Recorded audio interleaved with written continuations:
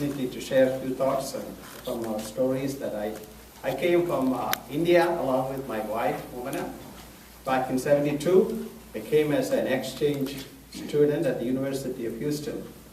Of course, it was the law center that I joined. And after 2 years, of course, during the time of that period, it was come from a country like India with such a small amount of money that we could bring in from here, $200 scholarship, living with the family. My wife was studying at the Houston Baptist University, and so we stayed in an apartment there, and I was going to UH. For many days, I was walking from Beechnet to Gessner to UH, in the weather like this, or sometimes even worse than this. I remember how hard it was, of course. That time was over. I got to be an associate with the law firm, and my job was to travel overseas and work on some international projects. Of course, that caused a lot of strain to my 3 children, very young at the time was born. 2 years, 4 years, something 5 years at that age. Caused my wife a severe hardship, having no relatives, no support group here. She was under real strain, and I decided to help to start something for she can be busy with, and I still could do my work. But what will I know when I started have her involved in bringing some handicrafts and things from India? She told me, unless you with me, I cannot sell anything.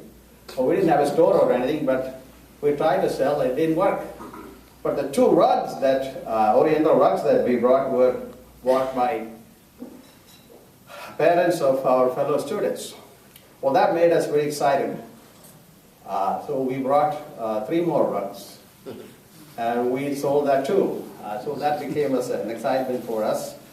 Then I realized I need to negotiate the price better, and I need some money. The $2,000, what I thought I need to start with. I didn't have it. I went to a nearby bank. We used to call the phone from Southwest Bank where we used to live at the time, and walked over there, and I had a whole bunch of papers about where I went to school and what I did, and my father who he is, and all the recommendation letter about me, and gave him a big file to him. This is me, and I need to borrow $2,000. He basically said these are great things, great accomplishment, but $2,000 loan requires a $2,500 of savings deposit in this account.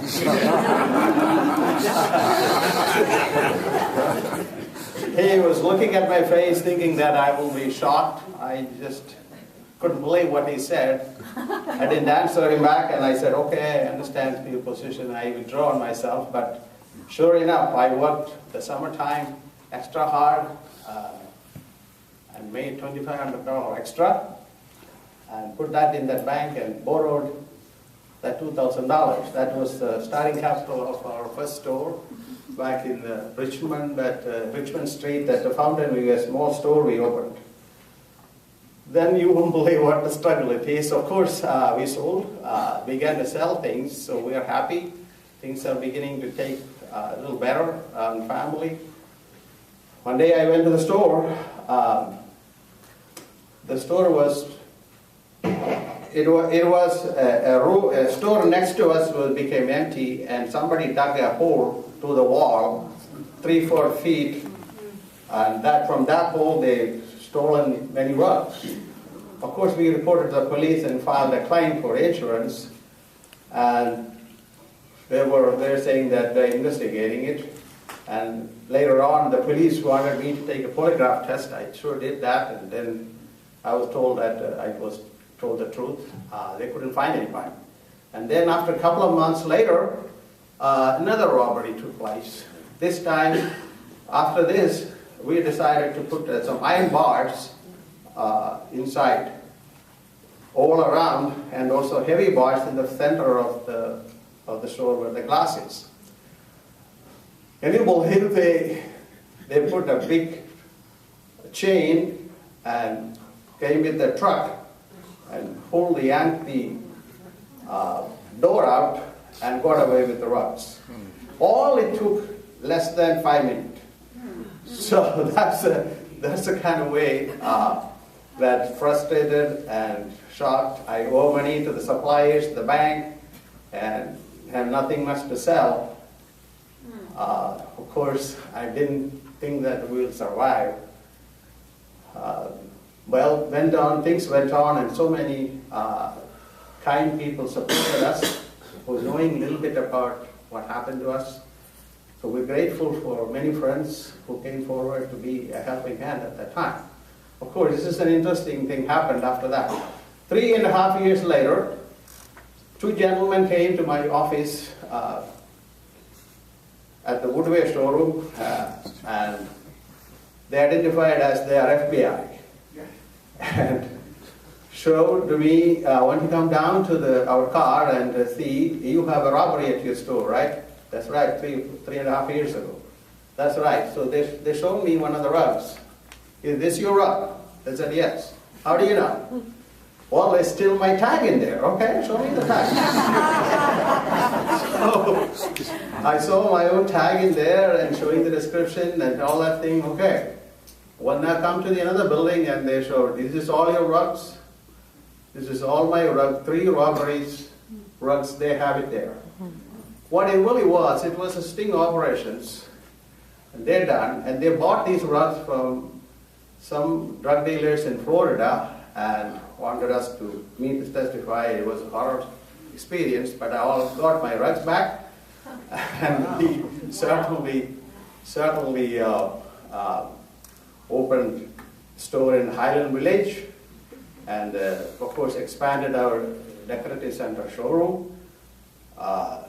We naturally early on itself supported many schools. UH Law School I went to, and of course I volunteered at the Houston Symphony and Houston Grand Opera and PBS and mental organization, and you name a few, and also got involved into our Indian Cultural Center and became the president or chairman of that, worked on Asian societies, and you name a few.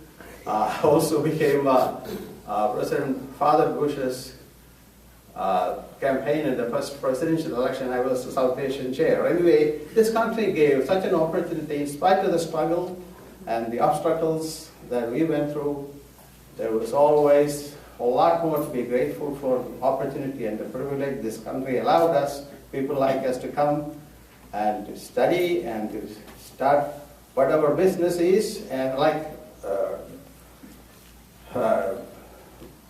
Garcia said, take care of your clients, and that is why 70s and 80s we sold a whole bunch of rugs in Westview and our university area. That's where our latest store is just opened. I bought a building there and we had a small store over there now.